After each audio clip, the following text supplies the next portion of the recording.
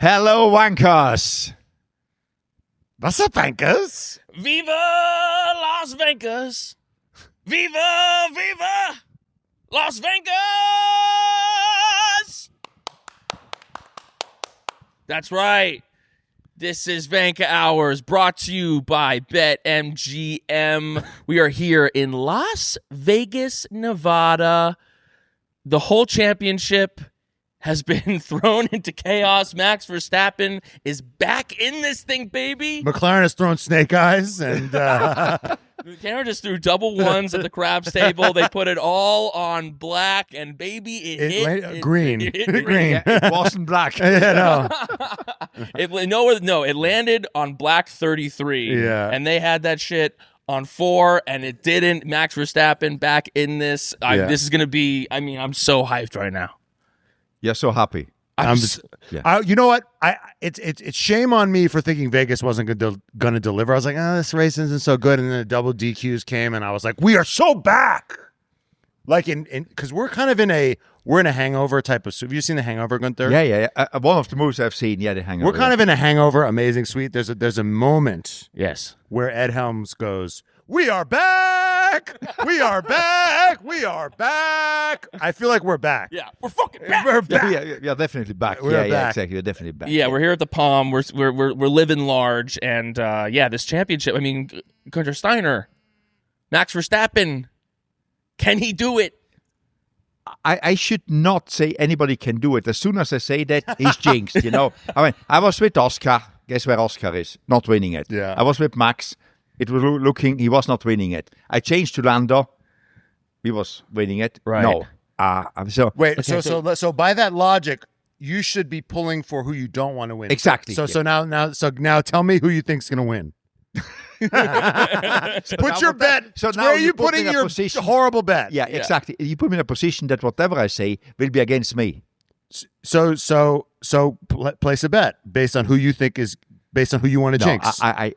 I don't want to jinx anybody. It just happens, you know. But I think Max has got a very good chance now to win it. That's. I'm back with Max now. You know, I'm back with Max. You know, it's like there is 58 points to be gained in the next two races and one sprint race. Right. And 24 he's behind. And if you look at the stats, the last races, it should be. But we need a DNF. We still need a DNF. Oh no! Why you need a DNF? You know. But if Max finishes 1 and Lando finishes 2, he can't. But Lando, if he doesn't finish his 2 all the time, he will not finish it 2. And for sure, McLaren will have Oscar Piastri finishing 2 and Lando 3rd because it doesn't matter anyway who wins the championship, Right. Red Bull or McLaren. Right. Yeah, You're right. Yeah. That's right. Because we just want to be racers. I got to ask you a question, Guenther. Is this the if Max wins? Is this the biggest fumble we've ever seen from a championship team that you've seen? Yes, because I say it since now quite a long time. The opportunity to win a championship you haven't got very often in your lifetime, you know, and it was there. It was won, in my opinion, if you play the team game. And obviously, they decided not to do. And again, I'm not critiquing what they're doing. They can decide whatever they want. I just would do it differently. If the opportunity is there, you know, if it rains soup, you know what you have to get ready? The spoon. If something good comes, you need to be ready to collect it. If it rains soup, you know, Get your spoon ready. Get your spoon ready, you know. That's right. And they were going to win the championship, and then they said, no, we let them race. And then, obviously, they were very confident that it will not work against them. But now, you know, see what happened. Well, this seems like a colossal fuck up. So I think we should get to your Rockstar and Wanker for the Vegas GP. Before we do that, why don't we cue the music? No fuck smash, my dog. I'm gonna fucking Steiner and I'm back for more. No fuck smash, my dog. I've got the fucking Steiner and it's time for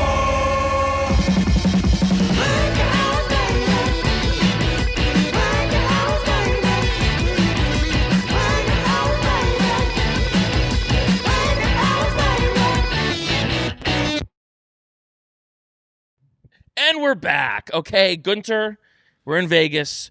Who was your Rockstar and Wanker for the Vegas GP? Who was your Rockstar?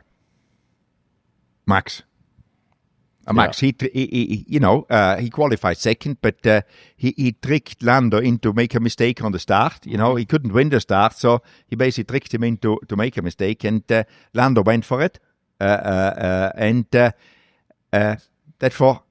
he's doing everything right. He's out there in front of doing his race, winning. Everything under control. Yeah, puts himself back into the to be a championship real contender, not just like everything needs to go right. He can now fight for it, So that's for he's the Rockstar. I'm curious what you think about this. Max was such a polarizing figure for so long. People either loved Max or hated Max, and just as many people loved him, there were just as many people on the Max hate train. Now, with this championship and this season, even people who hated Max are rooting for Max, and it seems like he's actually won over the larger F1, fandom. What do you kind of make of that? I know that you're in the world, but now on this side of things, like the kind of ups and downs of being loved and hated within the sporting culture.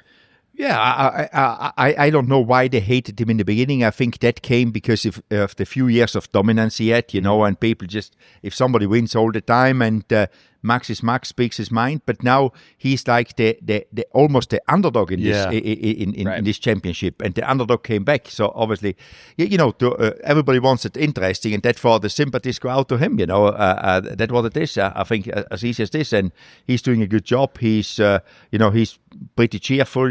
So I think it's Where would this rank in comebacks? I mean, there's the Kimi Räikkönen who stole it from McLaren in 2007 while Lewis and Alonso were fighting each other.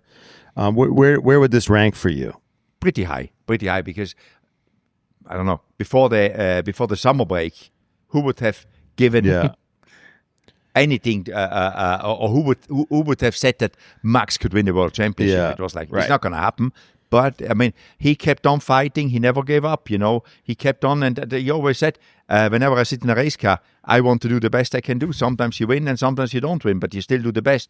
You don't say, the car isn't good. I'm not putting 100% effort in. I mean, he was asked that a few races ago, and he said, no, when I go out there on the track, I want to do the best I can, And obviously it is paying off, because if he would have given up there and say, I cannot win it anyway, it's... He gave up once. Yes. He gave in once in Spain, and I think he's kicking himself a little bit when he decided I'm going to make a statement here with George Russell, and he had that incident. And he even said, I saw red and I regret.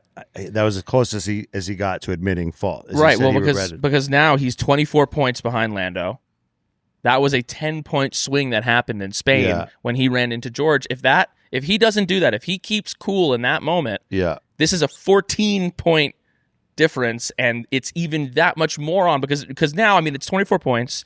Obviously, if Max goes out and wins the next two races, he's going to need Lando to get in a fourth or a fifth, or even if not, he's going to need a retirement. He just got, we're in Vegas. He just got lucky, right? Yeah. With McLaren's blunder. Yeah. But if that doesn't happen, if he doesn't run into George in Spain, all of a sudden, he could have just won on own merit. He could have won the next two races, and Lando could have gotten second, and he could have had it.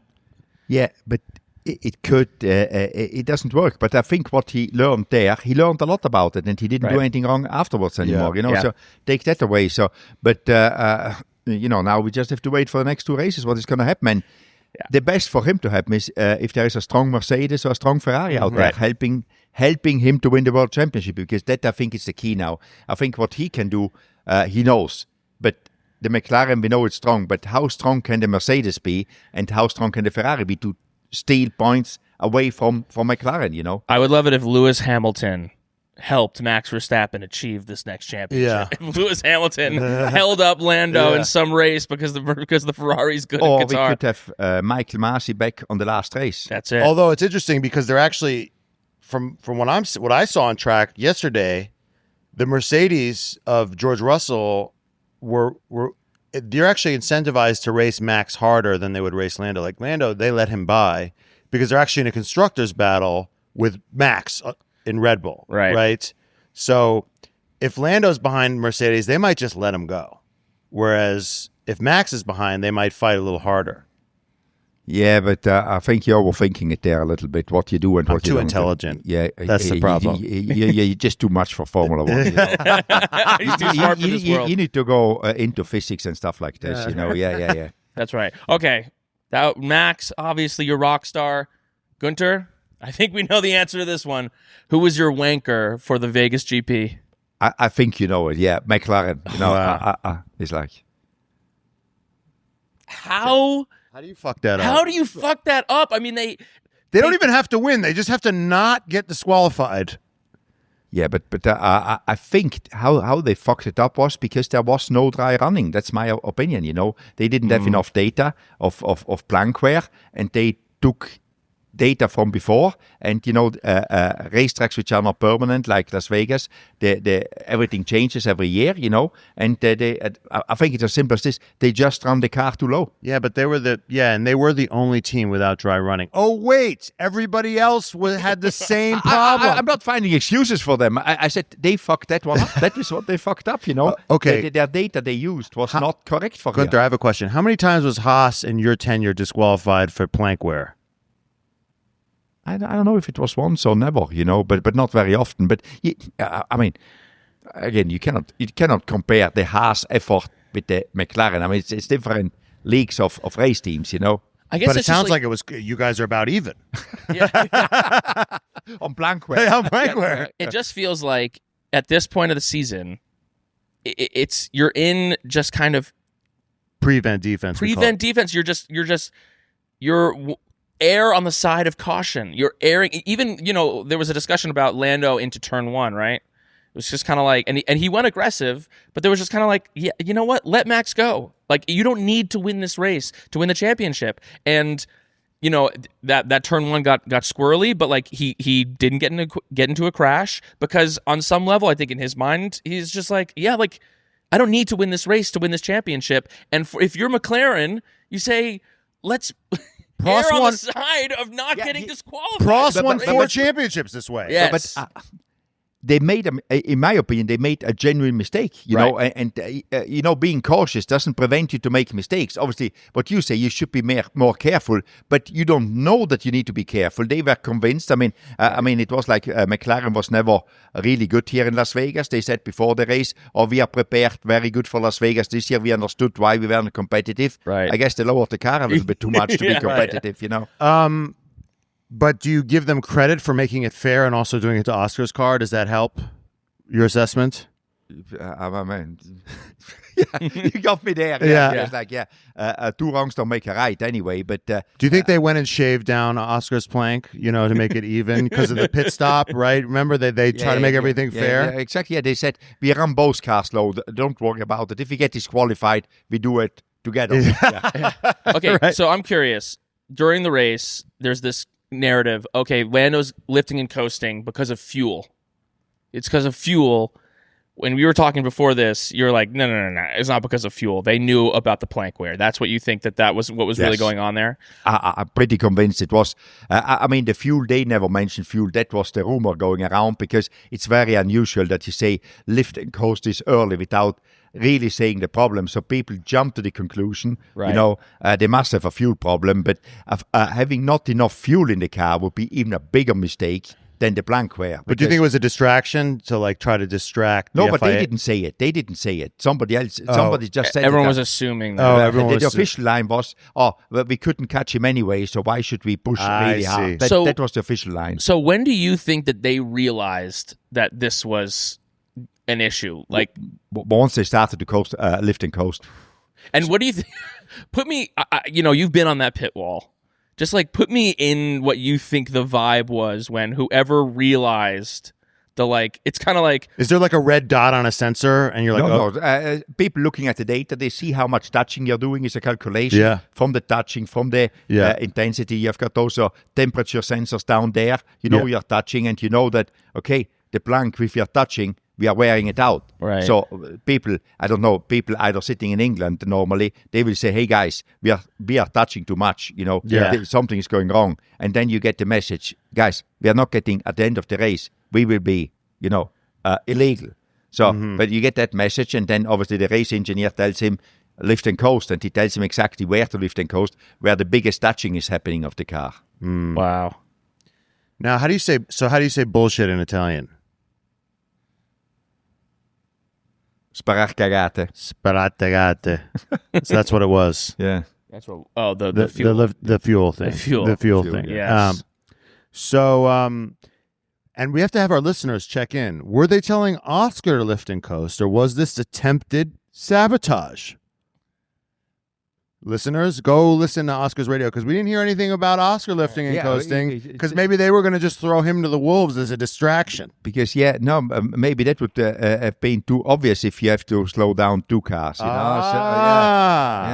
So Oscar was a sacrificial lamb. Yeah, exactly. This is me fueling the conspiracy. Yeah, exactly. Fueling the conspiracy. Tinfoil's hat. Fuel Tinfoil in the fire. Yeah, exactly. In terms of the plank wear, is that like every team gets measured that at the end of every race? Not every team, but now because it takes some time, as you could see, it took some time for the FIA to get back with the results. So I think it should be measured by all cars, but I think they pick some cars, but maybe they now do because it is getting.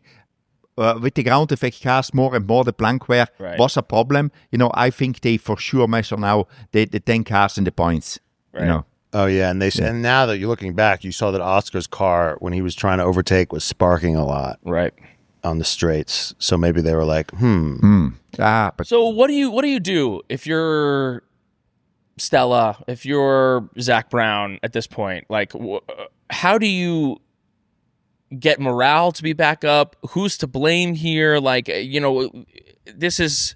they want to be constructors. They don't care. It's such an embarrassing mistake for them to make. Like, what do you do for these next 2 races? Run the car higher.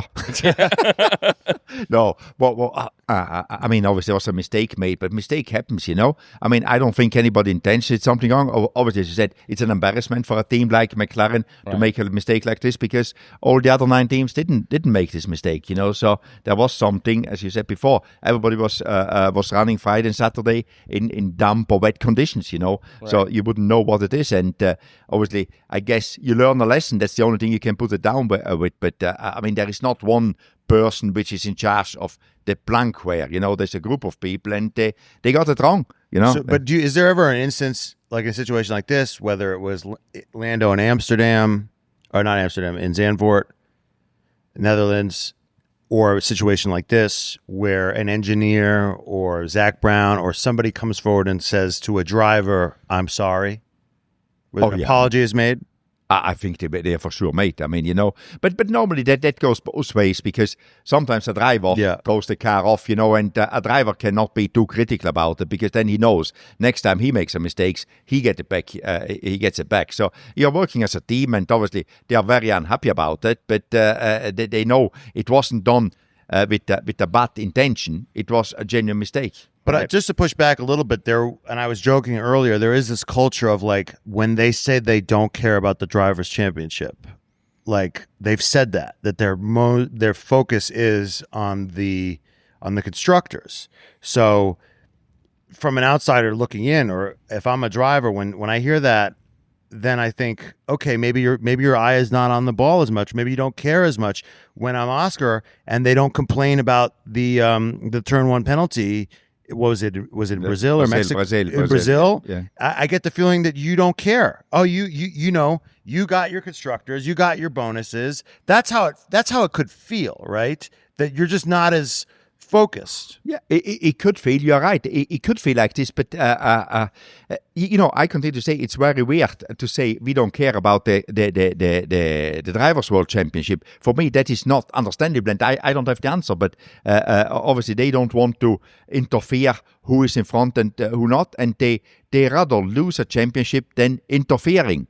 It's for me, it's weird. You know, it's because I continue to say the opportunity to win a Drivers' World Championships is not coming around many times in your lifetime. Vankahs, as we gather around the table this Thanksgiving season, we've got something extra to be thankful for.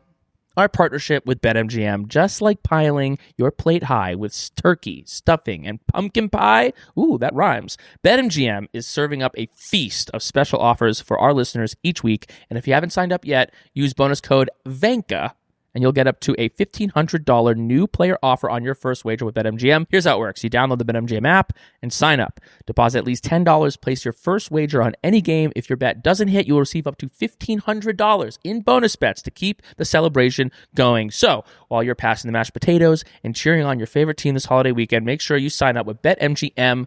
BetMGM, make it legendary. Gambling problem? Call 1-800-GAMBLER. Available in the U.S. Call 877-8-HOPE-NY or text HOPE-NY 467-369 for New York. Call 1-800-327-5050 for Massachusetts. 21 and over only. Please gamble responsibly. Call 1-800-NEXT-STEP for Arizona. 1-800-BETS-OFF for Iowa. 1-800-981-0023 for Puerto Rico. First bet offer for new customers only. Subject to eligibility requirements. Bonus bets are non-withdrawable. In partnership with Kansas Crossing Casino and Hotel. See BetMGM.com for terms. U.S. promotional offers not available in New York, Nevada, Ontario, or Puerto Rico. Vankahs, do you ever feel like you're running on empty, staring at your screen, hitting that afternoon crash, and debating another coffee, something that you're going to regret? Well, Yuki, what should they do instead? Chew the NeuroGum. That's right. Enter NeuroGum. Gum and mints give you clean focus without the crash, sugar, or sketchy ingredients. Don't you think so? I think so, but the guy with the sensitive palate thinks so, and that's what matters. And most important thing is taste good. Yeah. That's right. I'm foodie. I'm very Picky. Yeah, that's right. And I try multiple gums, similar kind of product, but by far the best taste I had, and it doesn't really stays in mouth. The kind of weird taste. If that makes sense. That's why I'm not swearing these days. I was feeling uncomfortable. I tried multiple stuff, and it stays in mouth. Right behind the helmet. But now, why I'm not swearing these days? NeuroGum. NeuroGum is the reason that Yuki's not getting fines. Okay, Yeah. he's keeping the bank account full. He's not getting fined by the FIA because NeuroGum is all about getting your memory right. So when you're in the car and you maybe want to swear, you remember. Hey, I've been chewing my neuro. I can't swear right now. That's right. And that's important, and that's why you can only you can swear here, but not in other places because you have that control now. And you can find Neuro at CVS, Amazon, and neurogum.com. And for a limited time, you can get 20% off your first order at neurogum.com by using the code Vankah when checking out. That's neurogum.com. Use the code Vankah. for 20% off. How do you spell? Vankah. K-A-H. That's how we spell That's it. how we spell it. It's not how you should spell it. In real Spell life. it however you want, but if you want to get the 20% off, you got to spell it like that. Okay. Neuro also offers caffeine-free options for all-day wellness and support. Neuro's memory and focus gum are made with American ginseng to support mental clarity minus the jitters. Neuro's sleep and recharge mints offer melatonin and chamomile to help you unwind and rest without pills or sugary gummies. We all know sleep is very important. Super important. Super important. We all got it. We got to make sure we have that tonight. Get some good ass sleep. That's right. That's right. Jet lag, especially Yeah. That's right. from Europe. Come on. Now back to the show. Now, I have one more question. Do you think Oscar is secretly happy that Lando got disqualified? I wouldn't say he's happy about it because He got disqualified too. Yeah, he got disqualified too, and it's basically. I think it's more unhappy about the past 3-4 months. Is how did we end up in this position? I think that is for how did we end up in this position to risk to lose, because it's not lost. They can still they're still in front in the championship, but how can we in the position now to be worried about losing this championship? And that is what it is, because in F1 is always, when they were like, we don't care, because I think they were very convinced that they can bring it home one way or another. Right. But now really somebody else is taking it. And as much as we hear this, we don't care about the Drivers' World Championship. Do you think 800 people in the factory care or not? I think a lot of them care about the World Championship. Yeah. Because for sure, there's a bonus involved with that one as well. For everyone involved in it, the drivers, the whole team. So people care, and if you lose it, I wouldn't be proud of it if I would be running the team. No, it'd be extremely embarrassing. It's interesting, and I think we'll move on, and we're going to do our predictions for the season. Enough about planks. We'll do our predictions for the season and for the next couple races at the end of the episode. But before we get there, last year there was a narrative, something being discussed, whether McLaren was ready to be champions, right? That, they'd just come in, got the new car now, pit stops, strategy stuff. Like, are they firing on all cylinders to really be the dominant team, to be on that Mercedes Hamilton era kind of thing, Max with Red Bull? And it seemed like this year there was all the kind of like controversy within the two drivers, but it seemed like there was the pit stops, there were things here and there, but it was still going well. And then a moment like this happens, and it just feels like, to me, it just brings up that same thing. Like, are you really ready to be? We're going into a new you built the best car, but are you the best team? Right. I think you are the best team because they won the Manufacturers' Championship. Are you the best team to manage drivers? Maybe not. Right. Maybe not, because, and again, I repeat myself here, in the end, you will have one of the two drivers unhappy, correct? Because one will be winning and one not, or should be if you are convinced you win the World Championship. Right. So it's just a timing point. When do you make one of the two unhappy? Middle of the season or end of the season? But what you're risking to have hundreds of people unhappy, included the two drivers, if you lose it to Max Verstappen. I mean, that is what my risk assessment is. It's not a nice conversation to have with one of the drivers in the summer break saying, hey, buddy, you are now supporting the other driver to win the championship. That is your role now. But in the end, it's a team sport. You cannot, it's like if you have football or soccer, you've got only one ball. You cannot have two guys score with the same ball a goal. Right. I guess this is my last question for you. It's from my Forever. limited forever, and then I'm going to leave. But would you rather you see a team like Red Bull, which their car comes and goes, but they're always fighting at the front, and then you have teams like Mercedes, and now I think McLaren, which is they build the best car sometimes, but they don't seem like they're as strategically, operationally on it, as ruthless. And I guess the question is like, would you rather be a team like Red Bull, which just has a great infrastructure, and sometimes they have the best car, or would you rather be a team like Mercedes and McLaren? Red Bull seems to be able to get like all the juice out of the fruit. You know what I mean? But with one car. Normally. Well, yes, that's true. Yes, that is yes, true. with one car. But they'll do aggressive strategies. They'll be on it. They get all of the juice out of it. Whereas kind of like feels like Mercedes and maybe McLaren sometimes is like, this fruit is so juicy, but then like you look at it and you're like, wait, there's still so much stuff in there. You didn't fucking fully juice the fruit. That's down to the guy driving the Red Bull. That's a Max Verstappen. It's thing. Max Verstappen. Wow. If you put in Max Verstappen in any of the other cars, you will get, as you call it, all your juice out of the fruit. You don't think, but there's still the pit stops that he doesn't control, and there's still the strategy that he doesn't control. The pit stop, all of them, you can have a bad pit stop, and I think that McLaren had a series of not so good ones, yes. But it wasn't really bad, but that comes all with confidence. But the pit stop, the driver is involved as well. If the driver stops in the right point, it's much easier to do a good pit stop than when you are 200 millimeter long. Yeah. If the driver is happy to train with you and all that stuff, going to the simulator, that helps the team as well. And that's why I put a lot down what Red Bull is achieving in the moment with not the best car, down to Max Verstappen, because he's a real leader of the team, He has an input, So I think if you put Max Verstappen in any of the other car, he would dominate, Obviously, the negative you got, nobody can survive beside him. It's not always good, at Red Bull.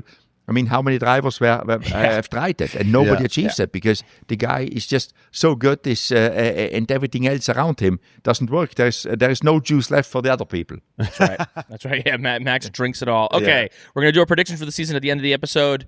Let's go on to our next segment: gas or brake. McLaren must support Lando in the Drivers' Championship. Yes, gas. gas. They must support him. Otherwise, I mean, he hasn't got a chance. I mean, if Oscar steals the point from Lando, that would be wow. I would be like, wow. I mean, if Oscar is leading the race, Lando is second, and they don't let Lando pass, I would be like shocked. Or in any not leading, I think you should any be position. Yeah, I think you should be prepared to be shocked because Right. if but Oscar, how fair you want to be? Well, it's just this is the bed that they've made, so they have to lie in it. But sometimes you can change your. I mean, Your bed? You change the linens? Yeah. but no, they made it. But at some stage, he says, "Hey guys, I mean, if Oscar is in front in whatever position of Lando, I mean, knowing that Lando now has a lead, but it's not a comfortable lead for the animal coming, it's like, wow, do we want to be eaten up by the animal or do we try to help one guy to I guess it's interesting. It's like you try to play out these scenarios. What would it look like? And, if there is a world where, let's say, I don't think they necessarily would do it in Qatar, because I think that they're steadfast on this is our philosophy, this is how we do it. But how stubborn can you be? They've shown to be they've shown to be extremely extremely stubborn. Yeah, but here it has changed completely, because before the disqualification, I mean, the lead was pretty comfortable still, thinking 2 races and 1 sprint to go. Right. But now it's not comfortable at all. Yeah. So I mean, you in the end, you sometimes need to be happy to change and to sit Oscar down and say, buddy, I mean, we are at a point now.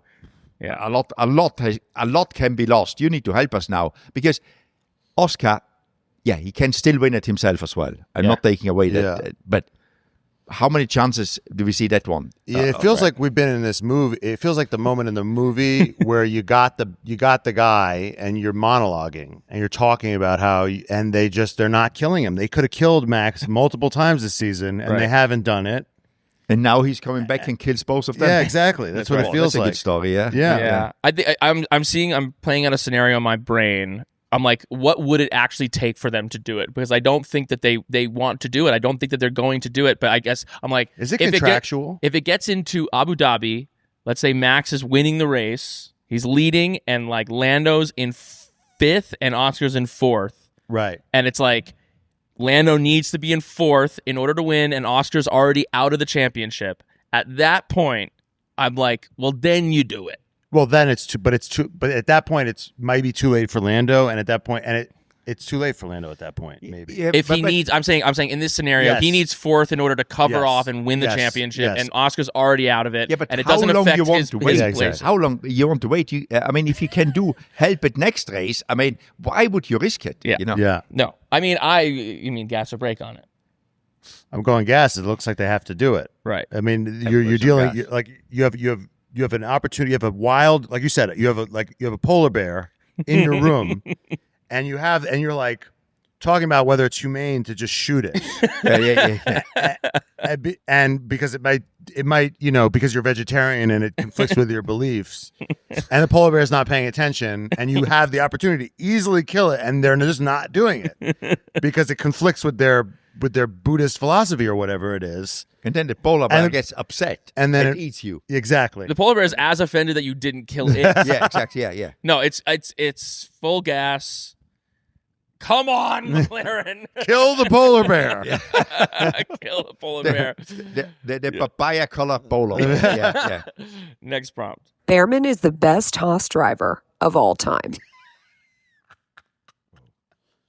Of all time, In its storied, centuries-long history. I will say that we reached out to Roman Grosjean, who I think was in Vegas, and he said he was busy. Exactly. So we don't do him any favor. Yeah, exactly. Yeah, no. It wasn't Romain. Yeah. It's between Hulkenberg, Magnussen. No. It's brake, and I explain why. I think the best one was Hülkenberg, but Ollie can be better than Hülkenberg. It can be. Yeah. In the moment, still Hülkenberg, I think, is better, but Ollie is how many years younger than Hülk? 20, I think. 900, yeah, something like this. So he has got a lot of runway in front of him, So I think he can be better. But for sure, it's a very close battle there. Who is the best hang? Best? Like a person to hang out with of all the drivers you've had. All the drivers I had. Who'd you like to sweet in Vegas with? None of them. I like to have my own suite in Vegas, you know. Sure. Okay. Okay, great. Matt? I'm going Gas. I mean, he put it in fourth? Yeah, got a few races ago. few races ago. Mexico, yeah. Yeah, he's out qualifying Ocon. I mean, who's a quality driver. I'm going Gas. Yeah, I'm going slight Gas. I think that, I don't know if right now you put him against peak Hulkenberg or maybe even on a given day, peak Grosjean or Magnussen. I think that like those guys right now would maybe be on equal footing, but I think in 2 years, he will be the best driver. And if you had to draft I don't think he's in a if I had to draft one, I'm drafting Behrman 100%. Yeah. So I'm going slight Gas. But I don't think at that time he's at Haas anymore. Right. Yeah. No, that kid is going to be in red pretty soon. He's going to be in red pretty soon. All right, next prompt. Isaac will go to Red Bull next year. Full gas.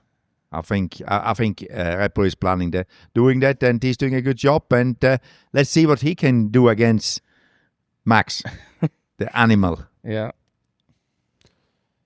I'm going brake because you want Yuki there. Because my psyche can't handle a future without Yuki Tsunoda in Red Bull. So I'm going brake. Yeah. I'm not even entertaining it. Well, I'm not. It's interesting because the vibe out of the Red Bull camp is not. It's not like it used to be. I think with Laurent, it feels like there's more consideration, and I'm not entirely convinced what they're going to do. I think they will probably put Isaac in. I think I will go Gas on that, but.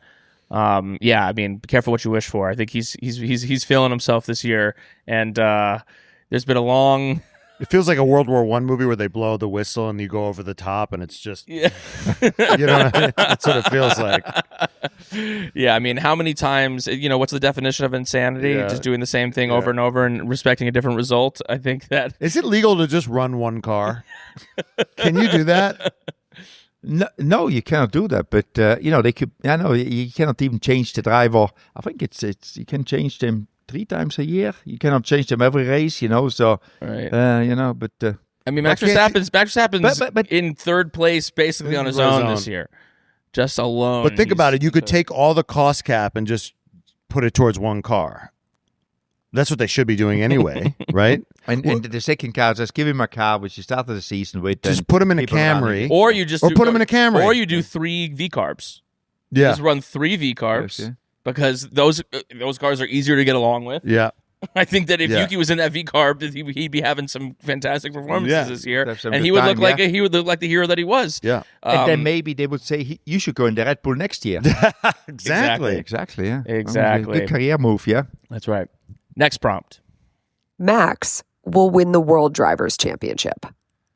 Gas, but I know I'm going to jinx it now for him, but hey, what can I do? It's like I need to be honest. I cannot live with that one. Yeah, Gas. Yeah. He will win it. I mean, what the guy is doing, and again, I'm going back to McLaren. They are supporting Max. I think they've got a lot of Max fans in the McLaren garage, So like that is his biggest a weapon for Max. All the people at McLaren which help him, Who just lowered that car, just to turn that screw and just lower that car. I think if Max wins it, there's a party after the race. The whole McLaren team will come along. They will be invited because they are his biggest supporters. Yeah. I'm going Gas. I think Max has got it. It's his to lose. Well, it's really McLaren's to lose, but if you just look at the energy, I mean, I'm looking at Oscar Piastri, this guy that was so unflappable. I mean, not to have you seen Leaving Las Vegas with Nicolas Cage? No. It's about a struggling Hollywood screenwriter that goes to Vegas to drink himself to death. That's Oscar right now. And you think he stays here now? I don't think I think him getting disqualified was like the best thing that happened to him in the past couple of weeks. Right. I mean, there was a great Spot, picture of him walking out of the steward's office, and he had a little smile on his face. Yeah. Like, that was the best thing that happened to him this whole week. That was what stopped the bleeding for him. That was the thing that stopped the momentum, is that the double disqualification. That's how bleak it is over there on his side. And I think it's interesting. I think what's really fun is Lando has this. It's like a horror movie, right? Mm-hmm. Because Lando's the whole year, it's like Lando's like, can he beat Oscar? Can he beat Oscar? Can he beat Oscar? And then he's like, I beat Oscar. And then it's like, actually, can you beat Max? And he's like, oh no, I can't actually. I mean, we had this whole thing, right, where it's like he can't start. Now he's nailing the starts, and then he's with Max, and then now he's Mr. Can't Start again. And I think he's in their heads. I am going break, but I am scared. Are you still hang on to Lando? That's right. Yeah, he's still leading the championship by 24 points. But I do think that Max Verstappen instills a degree of fear in Lando Norris that no one else on this grid can. Yes. And I think that as good as he has looked the last few weeks, I think that this added pressure could lead to a mistake from him, could lead to maybe the Lando of old, where he's the Brazil Lando of last year. So I think that, Matt's talked this year. He's like, I just want to see Lando win a hard one. I think that if this season's now getting to the point where it's like, okay, it's nut up or shut up time. It's time. He's just had this big blow to his thing. Can you recover from that? Can you get your head down, and can you get 2, 3, because there's a sprint race, 3 good results over the next 2 weeks and actually take this thing and win this championship? It's time for you to step the fuck up, Lando. Come on, baby. I'm hitting brake, but I'm scared. Next prompt. If Charles was in the McLaren, he'd win the World Drivers' Championship. Scared. Gas.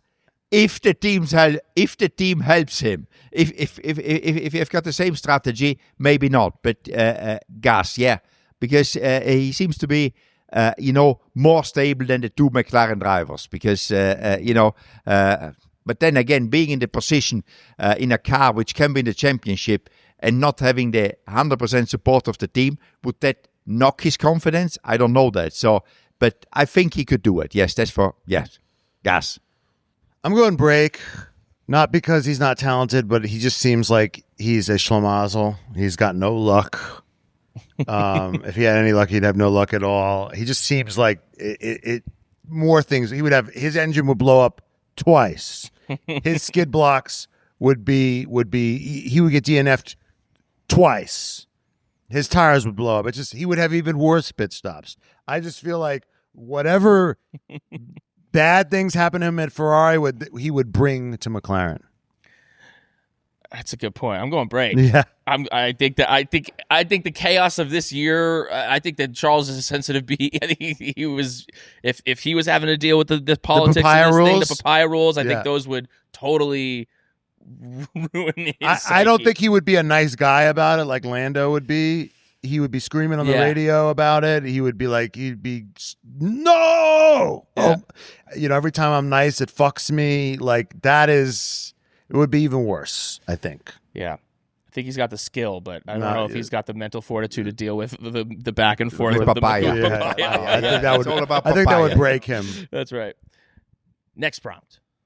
If Lando doesn't win the championship this year, he never will.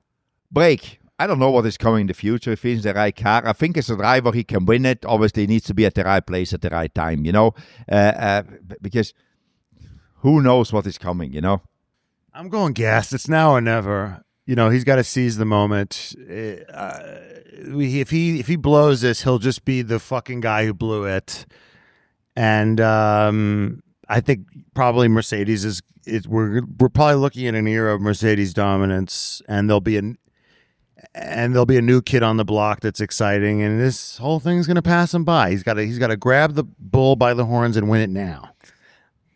I'm going gas as long as Max Verstappen is in the championship, because I honestly feel like at this point with Lando, other people will not strike fear into his heart because he's had Max to deal with. I think that like the intimidation factor of Max looms so large in his brain. He looms so large in everyone's brain in F1 that I think that like even if it's some young hotshot kid, if it's George Russell, Charles Leclerc, I think for Lando they'll be like, oh, this seems easy. You know what I mean? It's like running in altitude. Max Verstappen is like, you know, wearing a weighted vest. Yeah. And I think as long as Max is the person there, if Max goes to NASCAR, then maybe. Exactly. Last year, Lando talked about after the Brazil race where Max came back, and it looked like that was maybe the time where Lando was going to really like make that push and win that championship. After that race, he didn't sleep for like 36 hours or something crazy. He just was so haunted by Max. And if he can do that again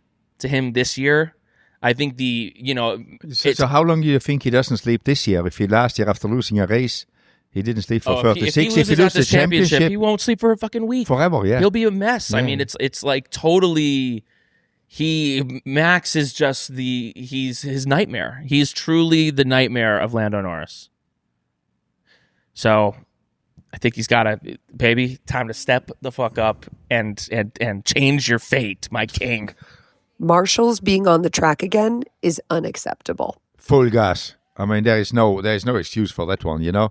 I mean, it's becoming standard now that you have somebody running on the track, you know. Sooner or later, somebody will get hit. I think trying to achieve that one in the moment. So, very unacceptable how that was managed.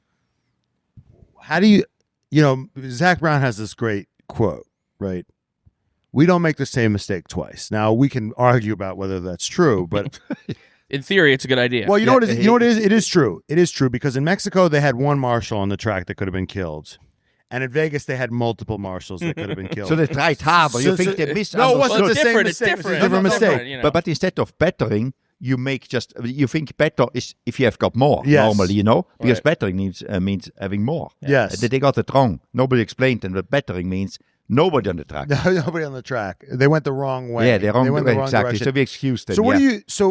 So, I mean, what am I going to say? Break? They should have. It's more exciting. It's like Frogger. Right. Like, what am I supposed to fucking say? What do you think happened here? How did you think they made this mistake again? A similar mistake.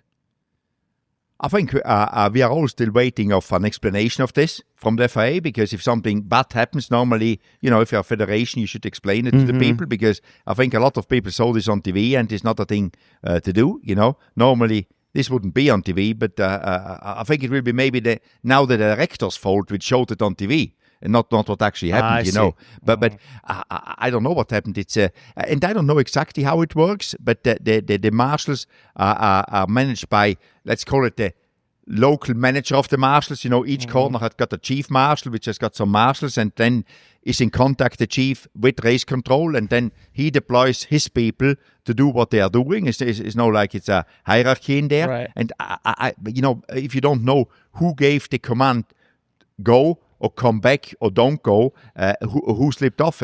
But for sure somebody got the wrong message, because I do not think that I call it the manager of the corner, the chief marshal of that turn, would let his marshals go if he doesn't get the command to let them go. That's what I think, but I'm not sure about that. And is that chief marshal, do you think, paid? No, the marshals are all volunteers, but they are good. I mean, but the marshals. Of course they're good. Of course they're good. But in terms of the resources, because I just saw someone, this woman made a video about her journey to being a marshal last year in Vegas and how she paid her, what it cost her to be a marshal. And now, and she's doing this out of the goodness, the love of the game, and the goodness of her heart. But she spent thousands of dollars, in order to fly here, do this, all this stuff, and for the resource, for them not to be getting paid, but it just speaks to the lack of money being put towards these resources and the train. It has to trickle down into the training. It's exactly. Like your money. You got to put your money where your mouth is. And I guess the question is, like, the buck has to stop someplace. Absolutely, Buck, but we don't know. The buck stops with the race director. Right. He's in charge in the end of the marshals. Yeah. On the race, because Yes. the race director is the boss at the racetrack. You know, like the captain is the boss on an aeroplane on a ship. Right. You know, he's running that show. So, but not knowing the detail, but for sure, one of the things, if that marshal, the guy in charge of that turn, made a decision without instruction from race control, I guess he was not trained well enough or was not told. Right. If there was a technical problem that the radio didn't work or something like this, that could be. We don't know. But what I would like to say is I respect the marshals which are coming, and as you just explained, they're paying a lot of their costs. Yeah. I mean, I always think they are the people which need the biggest respect from all of the Formula One circus and the fans, because they do it because they love to do it, and we shouldn't blame by them because for sure something went wrong. And if that person which at that turn made a mistake, because I think they're always instructed, do not take any risk. That is rule number one. If you don't know if a car is coming or not, assume a car is coming. If you don't know, I'm sorry. I love helping people out, but I shouldn't be a paramedic. Do you know what I'm saying? Like that, I have to push back a little bit. But these are important jobs. These are important jobs. They get training. Fair play. They get training. I mean, we don't have to. They get training because I love kids. Should I be a school teacher? Do you know what I'm saying? Like, shouldn't at some point? These are important jobs. Lives are at stake. The drivers' lives are at stake. Their lives are at stake. At what point do these need to be like a professional class of people? Because I know that motorsport, there's like a sort of gentleman pro-am background to this sport, and it used to not be as profitable. But if you look at any real sport that they're trying to be like Premier League soccer, the NBA, NFL. Everybody that adjudicates those sports are highly paid, highly trained. They go through an extreme vetting process. It's not just, I'd love to be a marshal. I mean, I have great respect for them, but it's like only the best of the best get to be a marshal for Formula One, right? Because this is a life and death shit. They are vetted, but again, also in football or in tennis, the guys which collect the ball, they are not employees. They're not going to die, though. but again, that's what I say. That's what I say. Not knowing why and where the mistake was made is obviously, if the race director gave the command to send people on the track to clear it, I think the buck stops with the race director. He shouldn't be there. Well, thankfully, Guenther, this is all going to be addressed in the upcoming elections. They're going to talk about it, and they're going to and the people will be able to have their own platforms about safety. We'll get some clarity and some transparency in the free and open FIA elections. Well, democratic. Democratic elections. That's what these elections are for, is to shed there's light. Only one guy which can go. That's very democratic. Right, Yeah. and he's gonna have to face his voters, and he's gonna have to explain to his voters who can only vote for him why he's the best man for the job. That's right. It's crazy. Okay. It's crazy. Okay, that does it for Gas or Break. Red Flags Nation, listen up, buckle up, because we are bringing you something special from our new friends at OKX. OKX is the new money app in the US and your way to build your crypto portfolio and use it in daily life. Not only that, they're also one of McLaren F1 team's primary partners, and together they have teamed up to send one of you on the ultimate F1 Pirelli Hot Laps experience. Wouldn't you want to do that, Matt?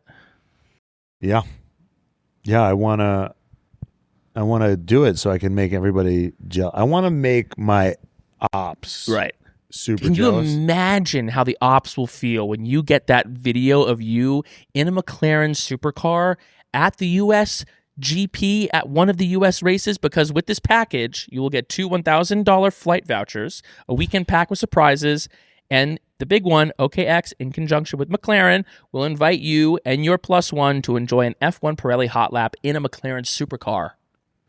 I think more important than loving it is that knowing how much the ops are going to hate it. Yeah. And This is all about having the experience and making everyone jealous. yes. And OKX wants to make that's one of the we're talking about currency here, Yeah. right? You know, talking about cryptocurrency. We're talking about currencies. FOMO is the ultimate currency. FOMO is the ultimate currency, and OKX is trying to build up that portfolio as well as your crypto portfolio. And the best part, getting in on this is super easy. Just head to the campaign page at okxgiveaway.com/McLaren-podcast-Vankah hours.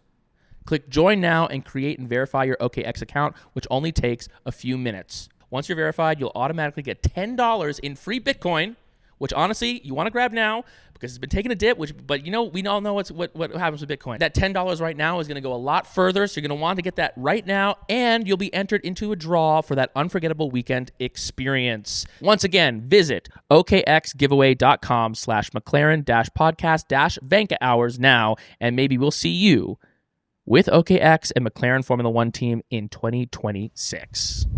Guenther, Qatar is coming up. We have a sprint and a race.